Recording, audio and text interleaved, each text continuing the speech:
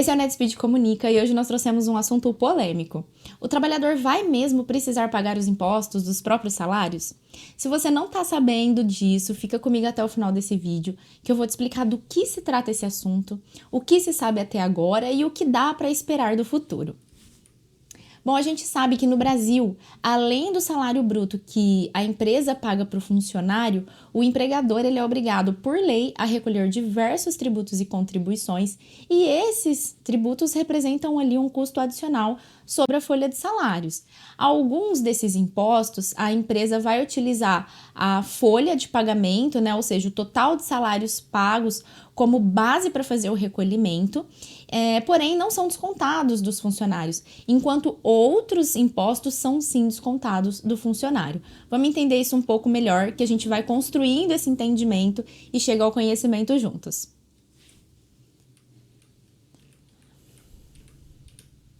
Bom, os impostos que a empresa paga sobre a folha de pagamento, se essa empresa ela é optante do Simples, esses 3 primeiros impostos que estão na tela não é devido. Porém, quando ela não é optante do Simples, eles são devidos, que é o INSS patronal, também chamado de contribuição previdenciária patronal, que é um imposto destinado a benefícios previdenciários.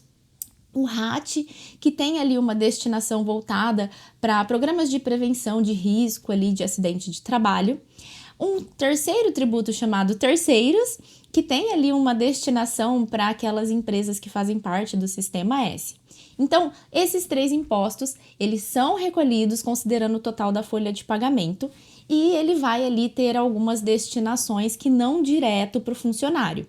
Agora, os 3 próximos impostos já são conhecidos ali da população, né? Que é o FGTS, o INSS e o Imposto de Renda. Então, o FGTS, assim como os demais tributos, a empresa considera o total da folha, aplica 8%, porém, o valor recolhido ele vai ser enviado diretamente para a conta do funcionário. Então, sobre o salário dele é aplicado 8%, o valor vai destinado ali para uma conta digital que ele tem na Caixa Econômica. Já o INSS e o Imposto de Renda são impostos que são sim descontados no Olerite e tem também ali as suas destinações específicas. Então aqui a gente já começou a entender do que se trata esse projeto de lei, mas vamos entender um pouquinho melhor.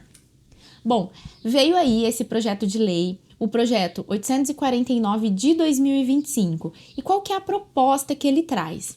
Ele fala pra gente que o funcionário ele deve passar a receber o seu salário bruto sem nenhum desconto e ele mesmo vai fazer o recolhimento dos seus tributos, né? No caso aqui, o INSS, o IR e o FGTS.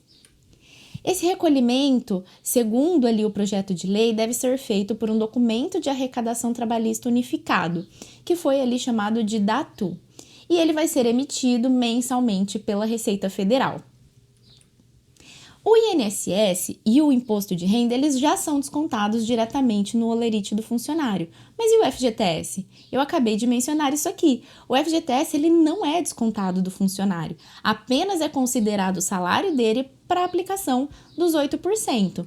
Então, a proposta, né, esse projeto de lei não traz uma informação específica a respeito desse ponto. O que ele fala para a gente lá no artigo 2º é o seguinte: o empregador pagará ao empregado a totalidade do valor bruto do seu salário, sem descontos relativos à contribuição previdenciária, que é o INSS, que já é descontado, FGTS e imposto de renda retido na fonte, que deverão ser quitados diretamente pelo empregado.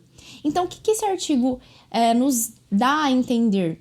Que a gente, né, que os trabalhadores recebem o salário já considerando o FGTS ali. Porém, na prática, a gente sabe que o FGTS ele não está incluso, ele não é descontado do salário. E é esse o ponto que traz aí uma divergência nesse projeto de lei. Ele não deixa explícito se o empregador vai pagar ao empregado o salário adicionando os 8%. O que ele nos dá a entender é que o empregador vai receber o salário bruto que ele já recebe sem os descontos. porém os descontos que tem hoje é apenas INSS e FGTS. Então ele deixou essa ponta solta e não foi claro a respeito disso.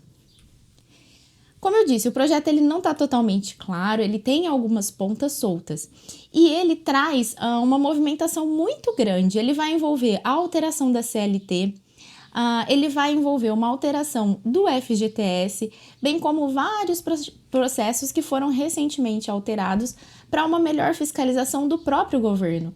Então a gente sabe que desde quase 10 anos atrás o e-social vem sendo desenvolvido para que a empresa envie as informações para o e-social e o recolhimento do INSS e do FGTS sejam feitos por meio de um DARF previdenciário que é emitido lá na DCTF Web. Então foi todo um processo desenvolvido para que a fiscalização ocorra de uma forma mais fácil.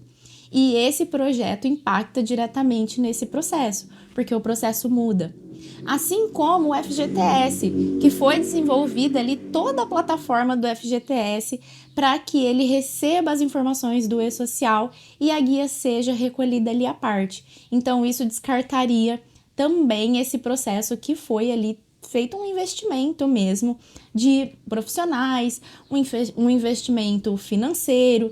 Então, de fato, o projeto ele deixou aí muitas pontas soltas que a gente ainda não consegue entender. Além disso, a partir do momento em que cada trabalhador recolhe os seus tributos, a fiscalização ela fica mais difícil e a inadimplência ela fica em uma escala ainda maior. Então, tudo isso está sendo ventilado, porém a gente ainda não tem respostas concretas. O que a gente sabe é que de fato existe essa intenção atualmente. A proposta ela vai ser analisada em caráter conclusivo pelas comissões de trabalho, de finanças e tributação e de Constituição e Justiça e de Cidadania. Para que de fato ela vire lei, o texto precisa ser aprovado pela Câmara e pelo Senado. Então a gente ainda tem um caminho a ser percorrido até de fato isso acontecer. Fique por dentro do NetSpeed Comunica e receba as principais atualizações no seu celular.